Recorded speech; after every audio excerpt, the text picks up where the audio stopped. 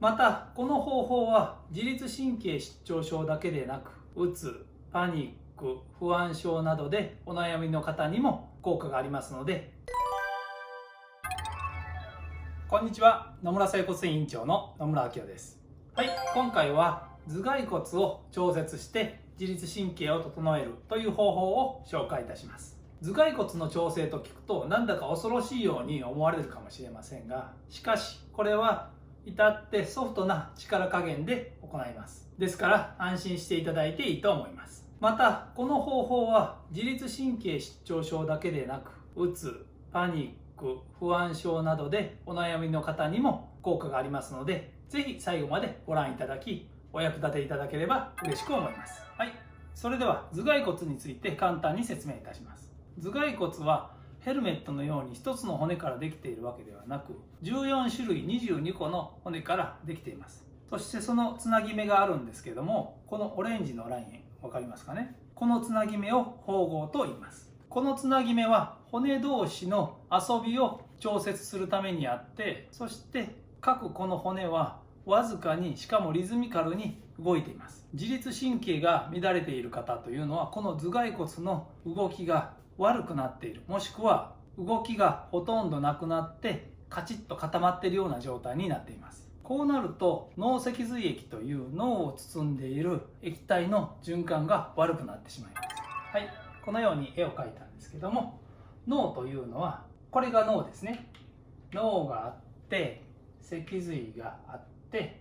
その周りですね、その周り、この青い線ですね、青い線を髄膜といって、脳は膜に包まれています。そしてこの隙間ですね、隙間にこれですね、脳脊髄液という液体が流れています。でこの頭蓋骨のこの遊びの部分ですね、縫合の遊びの部分の動きが悪くなると、この脳脊髄液の循環が悪くなって自律神経失調症のような症状が出て、うつとかパニックとか不安症、あと不眠、眠れないとかですね、そういった症状が出てきますので、今回はこの循環を良くするためにこの頭蓋骨ですね、頭蓋骨の動きを調節するという方法を紹介いたします。では具体的にどのように調節するかですけども、今回はこのおでこですね、おでこと後頭部をそっと触る方法をご紹介します。この骨の模型で言いますと、専門的に言うとおでこの骨はこの前頭骨なんですけどね、それと後頭骨、こういう感じになって、こういう感じに持っていただいてですね、実際にしてみますと、おでこと後頭部ですね、こういう感じに持っていただいて深呼吸をします。これ注意点がありまして、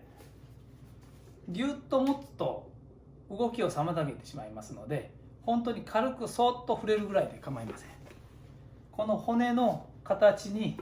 手を沿わすような感じですね。こういう感じで、後頭骨もこんな感じで沿わしていただいて、そして深呼吸します。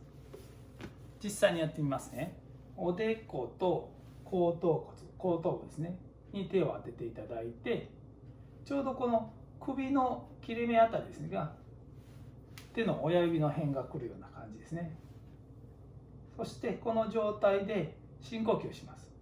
できれば吸う息より吐く息を長くしていただければいいと思います。そして吸う時に骨が広がるようなイメージで、吐く時に骨が縮まるような感じですね。こう広がって縮むような感じですね。ぎゅーっと縮むような感じ。ちょっとこればらしますけども、ばらせるやつがあるんで、この頭蓋骨のおでこの骨と後頭部の骨をばらしたものですね。こういう感じになってるんですけども、こういう感じで持っていただいて、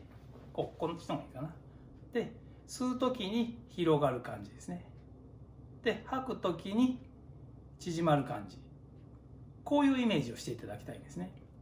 で吸って吐いて、吸って吐いて、なるべくゆっくり深く呼吸をしていただいて、その動きに合わせてこの骨が動いているというふうにイメージしていただければ。そしてだいたい1分ぐらいですね、10呼吸ぐらいすると、吸って吐いてを10回するとだいたい1分ぐらいはけると思いますんで、